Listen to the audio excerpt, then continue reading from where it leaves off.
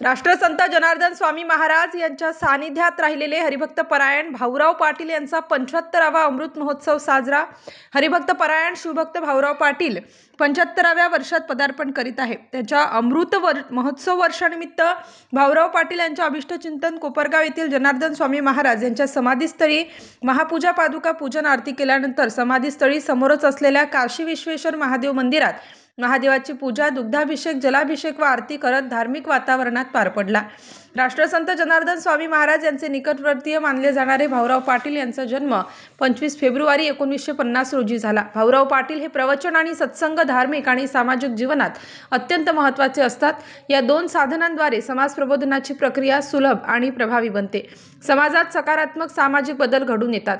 हरिभक्त परायण शिवभक्त भाऊराव पाटील गावोगावी जाऊन आध्यात्मिक कार्य, प्रवचन आणि सत्संगांच्या माध्यमातून जनजागृती व समाज प्रबोधनाचे कार्य करत असतात। यावेळी कोपरगाव येथील जनार्दन स्वामी महाराज यांनी जिथे समाधी घेतली त्या ठिकाणी भाऊराव पाटील यांचा सत्कार परिवारासह मंदिरातील ट्रस्टींनी सत्कार करीत भाऊराव पाटील यांचा वजन इतक्या गुळाने तुला करण्यात आला। विशेष करून महाराष्ट्राचे मुख्यमंत्री देवेंद्र फडणवीस यांनी देखील भाऊराव पाटील यांना पत्राद्वारे शुभेच्छा दिल्या। यावेळी मान्यवरांकडून मनोगत व्यक्त केल्यानंतर आभार पाटील यांच्या सुनेने मानले।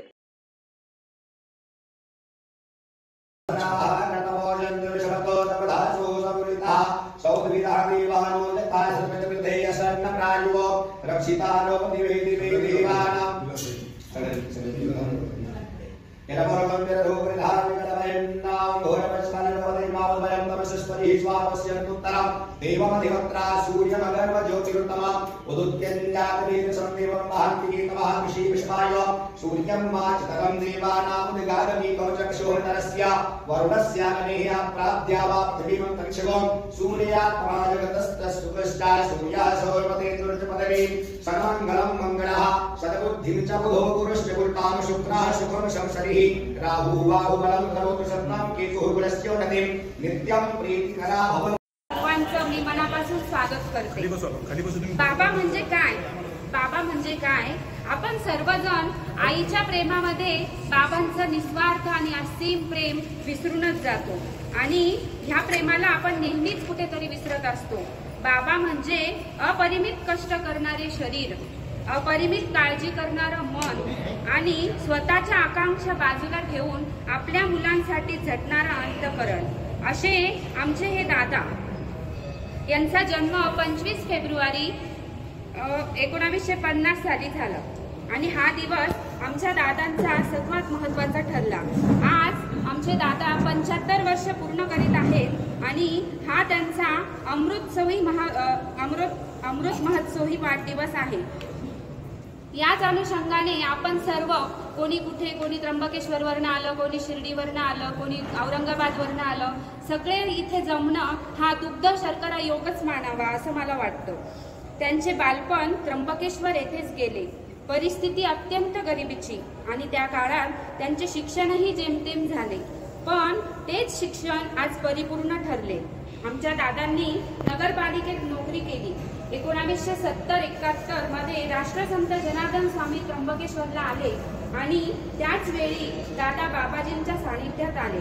बाबाजींच्या विचारांवर प्रेरित होऊन दादांनी स्वतःला समाजसेवेबरोबरच आध्यात्मिक सेवेत वाहून घेतले आणि नोकरी करून आध्यात्मिक सेवा करणे हीच त्यांची ईश्वर सेवा होऊ लागली। या सेवेत आमच्या सासूबाई सौ परिघाताई यांनी दादांना आजपर्यंत समर्थ साथ दिली, त्यांना मी वंदन करते। नोकरी आणि आध्यात्मिक सेवा या दोन्ही एकाच वेळी करणे दादांना अवघड अडचणीचे ठरू लागले, पण तरी देखील त्यांनी त्यावर विजय मिळवला। कार्यक्रमासाठी, बाबाजींच्या सेवेत, प्रवचनासाठी वेळी अवेळी रात्र पहाट करून दादांनी सेवेत सक्रिय सहभाग घेतला। बाबाजी दादांवर खूप प्रसन्न होते। दादांचे नाव श्री त्र्यंबक कृष्णाजी पाटील असे आहे, पण बाबाजींनी त्यांना भाऊ आपुलकीने संबोधले आणि तेव्हापासून आजही समाजात दादांना भाऊ म्हणूनच ओळखले जाते। बाबाजींच्या प्रत्येक कार्यक्रमात प्रवचनरूपी सेवा करण्यासाठी दादांना बाबाजी परवानगी देत असत आणि प्रेरित करीत असत। नंतर बाबाजींनी भाऊंकडे फक्त नजरेने किंवा बोट दाखवून खुणवावे व दादांनी उभे राहून प्रवचन करावे बाबाजींचा आशीर्वाद त्यांना प्राप्त झाला. बाबाजींच्या महानिर्वाणानंतर बाबाजींचे विचार जनकल्याणासाठी समाजापर्यंत पोहोचवण्यासाठी दादा आजही अहोरात्र झटत आहे. रामकथा, संत दर्शन या विविध माध्यमातून दादा समाज सुधारणेसाठी ही आध्यात्मिक सेवा अविरतपणे करीत आहे. दादा आज 75 वर्ष पूर्ण करीत आहेत. त्यांचे बायपास सुद्धा झालेले आहे. पण प्रवचनाला उभे राहिल्यानंतर असं वाटत नाही की त्यांचं वय आहे, त्यांचं बायपास झालेलं आहे. ही बाबाजींचीच कृपा. प्रवचन सेवा करताना बाबाजींच्या आशीर्वादाने त्यांना ऊर्जास्रोत मिळतो. हे परमेश्वर प्राप्तीचे प्रतीकच आहे. हे आपणासही जाणवते. अशी सेवा दादांच्या हातून होत राहो हीच ईश्वर चरणी, बाबाजींच्या चरणी मी प्रार्थना व्यक्त करते आणि त्यांच्या पुढील यशस्वी जीवनासाठी खूप खूप शुभेच्छा देते. माझेही करू 75 भाऊ पाटलांची साजरी असा झाला जीवन प्रवास भाऊंचा आज कृष्णाजी जिजाऊंचा पाटील पुत्र, कृष्णाजी जिजाऊंचा पाटील पुत्र, त्र्यंबक राजाच्या कुशीत जन्मला हा ज्ञानवंत, जोपासला जनार्दन स्वामींनी हा गुणवंत. तो आपणा सर्वांना बी जपायचा, जोपासायचा, त्यांच्याकडे काळजी घ्यायची आहे. कशासाठी? सद्गुरूंच्या कार्यासाठी. जोपासला जनार्दन स्वामींनी हा गुणवंत, असा हा भूमिपुत्र त्र्यंबकेश्वर नगरी, असा झाला जीवन प्रवास भाऊंचा आज. सदोपदेश देण्याशी कार्यरत जनार्दन स्वामी आश्रमाशी सहारे अनेक ग्रंथांचे पठण, प्रगटली ज्ञानगंगा सद्गुरूच्या कृपा आशीर्वादानं, अनेकांच्या अंतःकरणी भक्तीचा बोलावा निर्माण करी, असा झाला जीवन प्रवास भाऊंचा आज करत असताना आम्ही बघितलं 1969 पासून बाबाजींचा सहवास वेरूळला मिळाला आणि हे सगळं करत असताना या मंडळीकडे सेवा दिली जायची. भाऊंना मी बघितलं की अक्षय तृतीयेला भर उन्हामध्ये, कडक उन्हामध्ये, पांढरीच्या पोपाट्यामध्ये भाऊंनी त्या ठिकाणी मंडप बांधले. हे काही सोपं काम नव्हतं.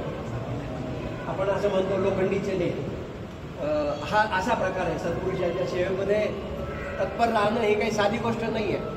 आणि हे सगळं करत असताना प्रापंचिक जी जिम्मेदारी आहे, मुलाबाळांना सांभाळायची, त्यांच्यावर सुसंस्कार करण्याची जबाबदारी आमच्या परिघाताईंनी अतिशय दक्षतेने केली आणि त्याचीच ही फलश्रुती आहे. ते कैलास सारखे, उद्धव सारखे सगळी कर्तबगार मुलं आहेत, उद्योजक मुलं, ताई आपण यांच्यावर ते संस्कार केले. कुठल्याही पुरुषाच्या यशाच्या पाठीमागे एका स्त्रीचा हात असतो. ताई आपण खरंच भाग्यवान आहात, पुण्यवान आहात. ते बाबाजींची सेवा करण्यासाठी मुक्तपणे आपण भाऊंना वेळ दिला. हे काही सोपं नाही आहे.